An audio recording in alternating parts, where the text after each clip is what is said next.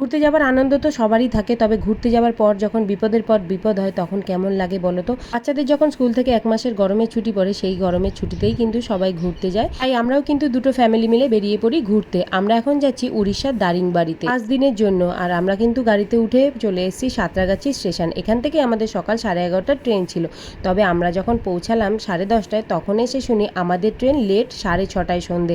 এইবারে বাচ্চা নিয়ে এই স্টেশনে কিভাবে থাকবো, তাও স্টেশনের ভেতরে ঢুকে সবাই খোঁজ খবর নিল যে ট্রেন আদেও কি লেট আছে। তারপরে শুনলো হ্যাঁ ট্রেন 6:30টায় আসবে, তবে এতক্ষণ বাচ্চা নিয়ে স্টেশনে বসা সম্ভব না, আর ওয়েটিং রুম খুবই বাজে। তাই ডিসাইড করা হলো স্টেশনের বাইরে সামনেই একটা হোটেলে আর কি 5 ঘন্টা আমরা স্টে করব, তারপর যখন ট্রেন আসবে তখন যাব। আমাদের ট্রেন যে 5 ঘন্টা লেট ছিল সেটা কিন্তু 10:30টা নাগাদ সোনার পাপার ফোনে মেসেজ যায়। তবে ওই টাইমে এত তাড়াহুড়ো ছিল মেসেজ কিন্তু দেখার সময় পাইনি। যখন স্টেশনে পৌঁছাই তখন মেসেজটা দেখলো, তখন দেখে তো কোনো আর উপায় নেই, আমরা ততক্ষণে কিন্তু স্টেশনে পৌঁছে গেছিলাম। এত দূর এসে আবার তো বাড়ি যাওয়া সম্ভব না। স্টেশনেই সোনা শিনুর খিদে পেয়ে গেছিলো, শিনু খেলো মাখানা, সোনা খেলো ফায়ার বলস। আর এইদিকে আমরা চলে এসেছি এই গেস্ট হাউসে, যেটা একটাই রুম নিয়েছিলাম যাতে আমরা খাওয়া দাওয়া করতে পারি, বাচ্চারা একটু ঘুমাতে পারে। আর যেহেতু শিনু অনেকটাই ছোট তাই কিন্তু আমরা স্টেশনে না থেকে সোজা চলে এসেছি গেস্ট হাউসে। এখানে বাচ্চাদের খাইয়ে দাইয়ে এখন নিয়ে আসলাম একটু ছাদে। দেখো সাঁতরাগাছি স্টেশনটা একদমই কাছে। তারপরে খাওয়া দাওয়ার পর হঠাৎ করে মুষলধারে বৃষ্টি আসে আর কারেন্টও চলে যায়। আমাদের তো বিপদের পর বিপদ লেগেই আছে। শিনু এদিকে ঘুমাচ্ছে, তখনই কারেন্টটা চলে গেছে।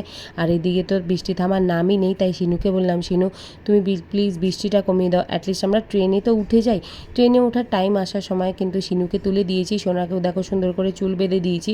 এখন আমরা স্টেশনে যাব, তাও বৃষ্টি পড়ছিল। আর এইটুখানি সময়ের মধ্যে বাচ্চাদের কত জিনিসপত্র বার হয়েছে দেখো, এগুলো সব গুছিয়ে এখন দেখো মাথার মধ্যে শিনুর ওড়না চাপা দিয়ে, সোনার মাথায় রুমাল চাপা দিয়ে এখন আমরা কিন্তু চলে এসেছি স্টেশনে। এখনও কিন্তু অনেক বিপদ বাকি, তোমরা কিন্তু সেগুলো সব দেখার জন্য চ্যানেলটা সাবস্ক্রাইব করে রাখো। আর তোমরা অনেকেই বলছো শিনু রাজা হারিয়ে গেছে, তো তোমরা কিভাবে ঘুরতে যাচ্ছ, এই ঘুরতে এসেই কিন্তু শিনু রাজা আমার হারিয়ে গেছিলো।